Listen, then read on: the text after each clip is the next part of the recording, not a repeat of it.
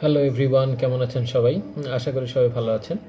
Discrete ম্যাথমেটিক্সে আজকে আমরা rules of ইনফারেন্সের বাকি যে রুলগুলো আছে সেগুলো নিয়ে কথা বলবো। আমরা ফার্স্ট পর্বে রুলস অফ ইনফারেন্স কী এবং তার 3-4টা রুল সম্পর্কে কথা বলেছিলাম। টোটাল 8টা রুল ছিল সেখানে।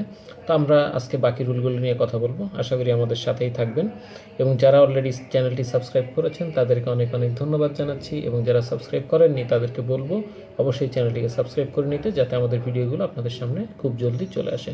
তো লেটস স্টার্ট।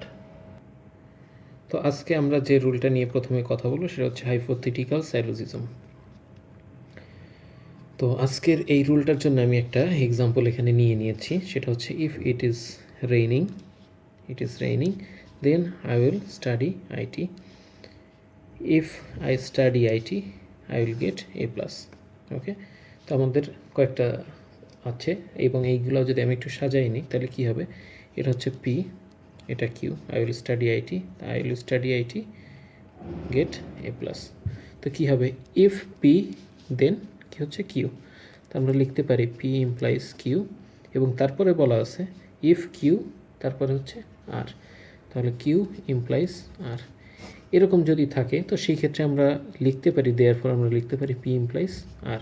দ্যাট মিনস আমাদের কথাটা কিন্তু হচ্ছে এরকম, যদি বৃষ্টি হয় তাহলে আমি আইটি পড়ব এবং যদি আমি আইটি পড়ি তাহলে A+ পাবো। That means indirectly P implies R এর কথাই বলেছে। ওকে, এটা হচ্ছে আমাদের হাইপোথেটিক্যাল।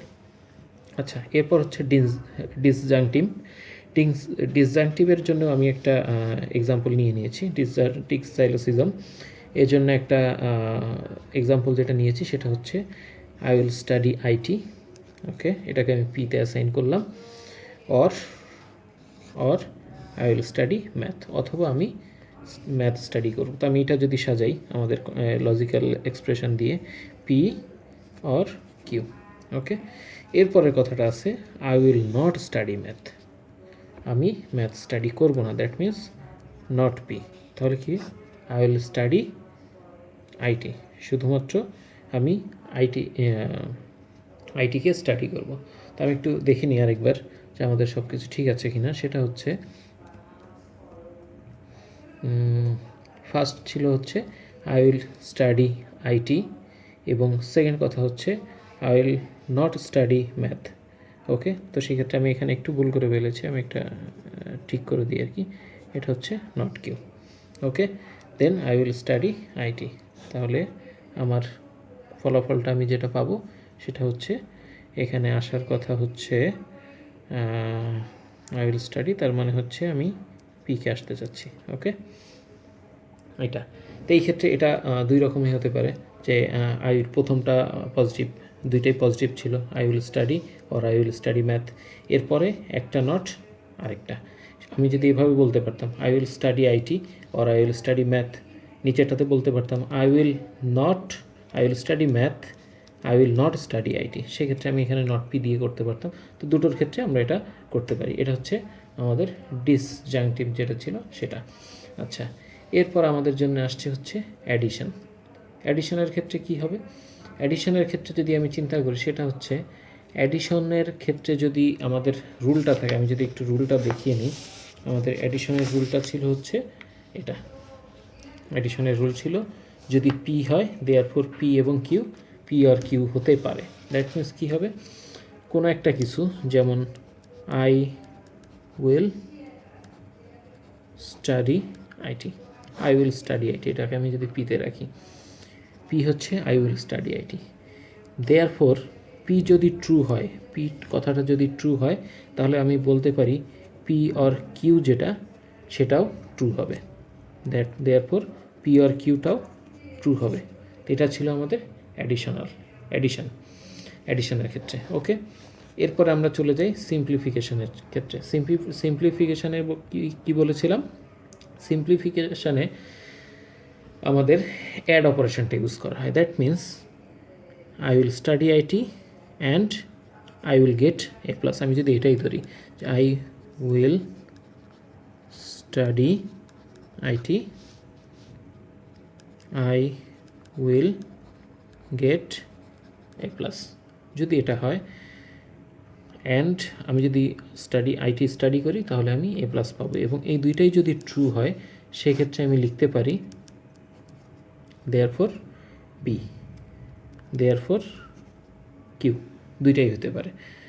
আমি স্টাডি করে যদি সেটা ট্রু হয় দ্যাট মিনস আমার পিও ট্রু হবে এবং কিউ দিলেও সেটাও ট্রু হবে, কারণ অ্যান্ডের ক্ষেত্রে যদি অ্যান্ড আমরা ইউজ করি, অ্যান্ডের ক্ষেত্রে দুইটা কন্ডিশন ট্রু না হলে কিন্তু তার ইমপ্লিকেশন কখনো ট্রু হয় না, ইমপ্লাইসে কখনো ট্রু রেজাল্ট আসে না। তার মানে আমাদের পি এর অর্থ ট্রু এবং কিউতেও ট্রুই আছে। ওকে, এরপরে আমাদের যে রুলটা এসছে সেটা হচ্ছে কনজাংশন। তো কনজাংশনের ক্ষেত্রে কি হয়, কনজাংশনের ক্ষেত্রে আমরা বলেছি সেটা হচ্ছে যে যদি আমি এখানে সেন্টেন্সটা লিখে নিই আগে, আই উইল স্টাডি আইটি, এটা আর এবং এটা যদি ট্রু হয় দ্যাট মিনস পি হচ্ছে ট্রু। আমি ধরলাম কিউ একটা মানে সেন্টেন্স আছে সেটা হচ্ছে ট্রু। যদি পি আর কিউ ট্রু হয় সেক্ষেত্রে তাদের যে এন্ড কন্ডিশন হবে সেটাও অবশ্যই ট্রু হবে। তো কনজাংশনের ক্ষেত্রে যদি দুইটা কন্ডিশন ট্রু হয় তাহলে তার এন্ড কন্ডিশনটাও ট্রু হবে। এটা অনেকটা আমাদের সিম্পলিফিকেশনের ঠিক উল্টাটা আমরা বলতে পারি। সিম্পলিফিকেশনের ঠিক উল্টাটা, I will study IT, I will study math, or আমরা বলতে পারি I will get A plus, এটা বলতে পারি। তো যদি দুইটাই ট্রু হয় তাহলে আমাদের যে অ্যান্ড অপারেশন সেটা অবশ্যই ট্রু হবে। এবং সব থেকে লাস্ট যেটা সেটা ছিল আমাদের হচ্ছে রিজলিউশন। রিজলিউশনের ক্ষেত্রে কি হয়, রিজলিউশনের ক্ষেত্রে আমি আগে কন্ডিশনটা বলে নিই। দুইটা কন্ডিশন যদি এটা হয় তাহলে আমি সেন্টেন্সটা লিখি। পি এর সেন্টেন্সটা হচ্ছে এরকম, আই উইল স্টাডি আইটি। কিউ এর একটা সেন্টেন্স লিখি, আই উইল স্টাডি ম্যাথ। আর এর একটা লিখলাম, আই উইল স্টাডি ধরলাম সি প্রোগ্রামিং। ওকে, তো সেই ক্ষেত্রে কী হবে, আই উইল স্টাডি, যেহেতু অর আছে, I will study IT or I will study math. Okay, এই দুটার মধ্যে অর সম্পর্ক, এখানে অর সম্পর্ক। এরপরে বলছে I will not study math or I will study C. I will not study math, I will study C. এই দুইটার মধ্যে আবার অর সম্পর্কে মানে একটা নেগেশন আছে। সেক্ষেত্রে আমরা কি বলতে পারি, I will study IT or I will study C. এটা যেহেতু এটা নট হয়ে যাচ্ছে সেক্ষেত্রে আমরা এটা বলতে পারি। ওকে, আবার যদি আমাদের কাছে একটু অন্যরকম থাকতো বা আমরা যদি এইভাবে লিখতাম তাহলে আমরা এখানে কি লিখতে পারি, এই দুইটার ক্ষেত্রে I will study IT or I will study math. Okay, তো এই দুইটা পোর্শন বাদ চলে যেত। ওকে, আশা করি সবাই বুঝতে পেরেছেন। তো এই ছিল আমাদের টোটাল 8টা রুলস অফ ইনফারেন্সের যে রুলগুলা। আশা করি এইগুলো আপনাদেরকে আপনাদের প্রয়োজনীয় ম্যাথ করতে, ডিসক্রিট ম্যাথমেটিক্সের যে প্রয়োজনীয় ইকুয়েশন সেগুলো সলভ করতে সাহায্য করবে।